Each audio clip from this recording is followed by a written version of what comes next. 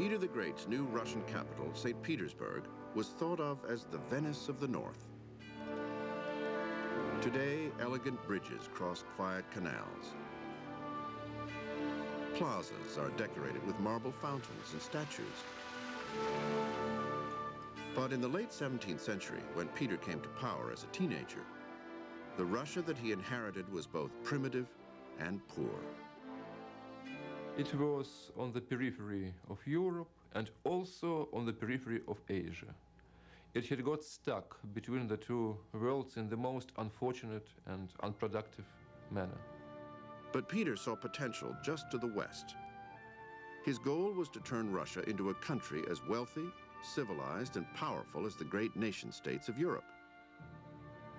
There was only one thing standing in his way. Russia had no access to the ocean. If you look at a map of that era, you understand it's only a few miles from the Baltic. It's only a few miles from the Black Sea. Just needs to bust it out and to open up Russia's possibilities for marketing its goods and to accumulate a treasury and then to build and accumulate an army to protect itself.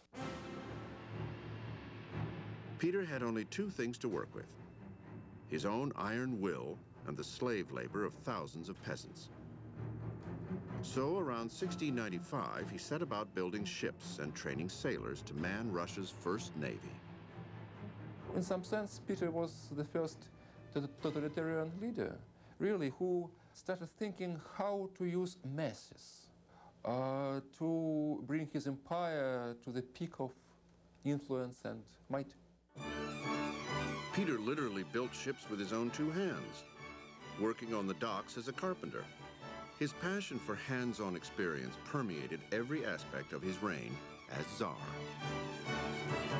Louis XIV wouldn't have known which end of the cannon the ball came out of. And here's Peter down there saying, get out of the way, I could fire that gun better than you. I can build that ship better than you. In 1709, Peter and his new navy finally secured the window to Europe that he had so desperately wanted. His troops defeated the Swedish army, and Russia took control of Estonia, Latvia, and part of Finland. Peter had already started building his new capital of St. Petersburg in the middle of this conquered land. It was both a capital city grand enough to impress all of Europe and the ultimate statement of Peter's power. Peter was trying to make an announcement to all his enemies and to all his friends in the West that the opening to the Baltic and Russia's communication with the rest of Europe was not negotiable. I'm moving my capital there. You don't just win this province back. You destroy me. You take me down. And you better understand that when you come against me, you're coming against me big time. Peter knew that if Russia was going to be modern, it had to look modern. So he built new roads, canals, and schools, and turned the long-held traditions of his country upside down. Peter's sweeping social reforms affected every aspect of Russian life. Men were ordered to shave their traditional long beards, and when the aristocrats refused, Peter personally cut them off himself. He changed everything from personal hygiene to the clothes people wore on their backs. Not even the Russian Orthodox Church was safe from Peter's dictates. The decree was, confiscate all the church bells in North Russia. I need artillery. Nothing ever said the more pragmatic character of Peter than that. It wasn't about whether there's a Trinity or not. It wasn't about the divinity of Christ. It was about, you've got my money and I need your resources. The message was clear. The Tsar was to be obeyed without hesitation. Peter ruled the country with personal strength. And like King Louis XIV had done before him, Peter ruthlessly crushed revolts, mounting dead bodies and severed heads on the exterior walls of the Kremlin. People who were watching him in those moments suspected that he was insane. His pleasure at the suffering of his enemies was too obvious and too deep. In 1725, his reign of violence finally ended. After years of terrorizing his people, Peter the Great died of an intestinal illness. He was 53. Peter the Great had looked to the West as a model for what his country should be. But even the strongest European nation could crumble. It happened in 1789 when France erupted in revolution, and Napoleon Bonaparte stepped onto the scene.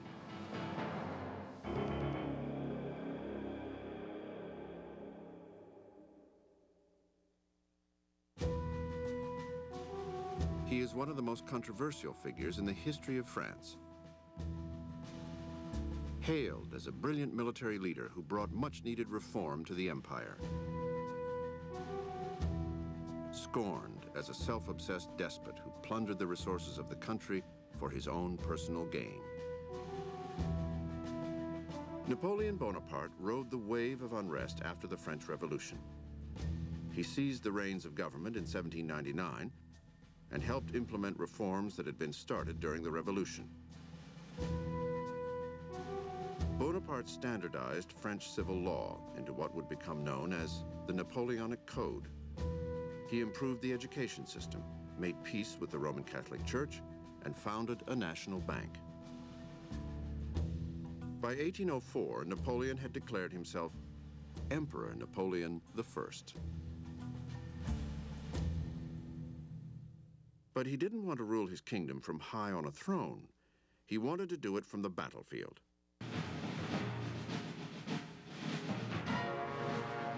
The man known best as the Little General wanted military glory. Brute force had worked for Alexander the Great 2,000 years earlier, and even for Peter the Great only 100 years earlier. But in the 1800s, the Industrial Revolution started to usher in changes in everything, from the way people communicated to the way they fought wars. Changes in transportation made it easier for Napoleon to mobilize troops. He used watches and clocks to coordinate strategic events, and printing presses to copy battle plans and maps.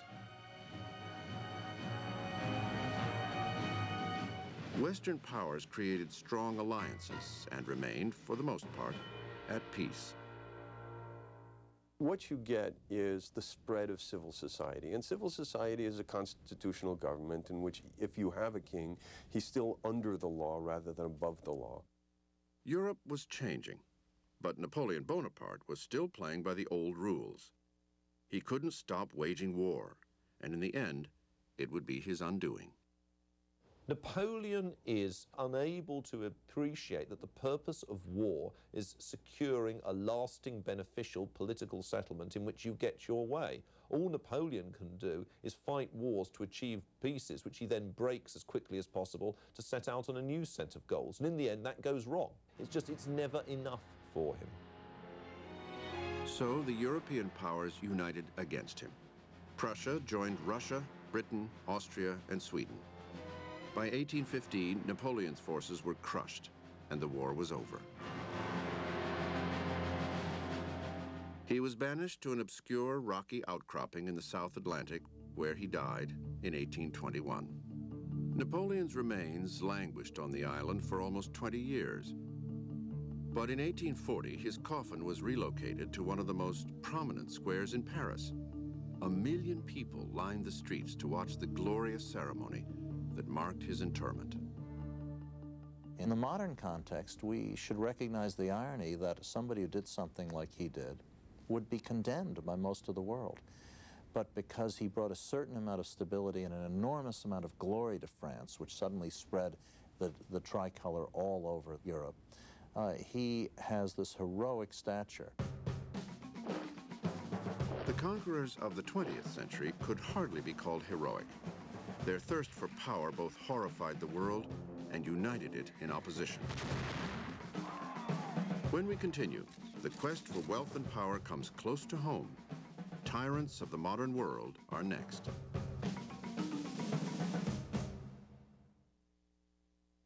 The Napoleon complex is a belief that short men compensate for their size with aggressive ambition. But Napoleon's height is often misquoted at 5 feet 2 inches. He was actually 5'7". an average height for his day.